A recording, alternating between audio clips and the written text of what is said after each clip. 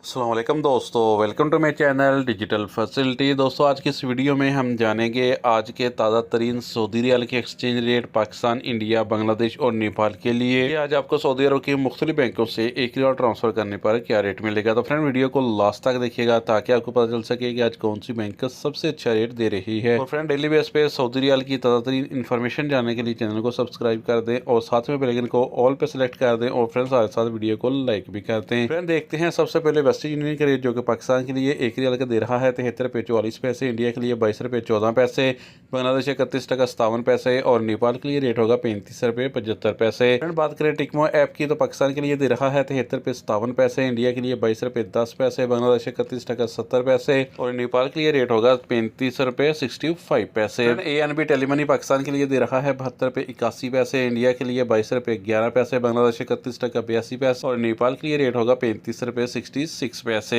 Friend, UR पे पाकिस्तान के लिए दे रहा है 73 रुपये 21 पैसे, इंडिया के लिए 22 रुपये 09 पैसे, बांग्लादेश 31 टका 76 पैसे और नेपाल के लिए रेट होगा 35 रुपये 67 पैसे। फ्रेंड, इंजाज बैंक पाकिस्तान के लिए दे रहा है 73 रुपये 18 पैसे, इंडिया के लिए 22 रुपये 14 पैसे, बांग्लादेश 31 टका 78 पैसे और नेपाल के लिए रेट होगा 35 रुपये 62 पैसे।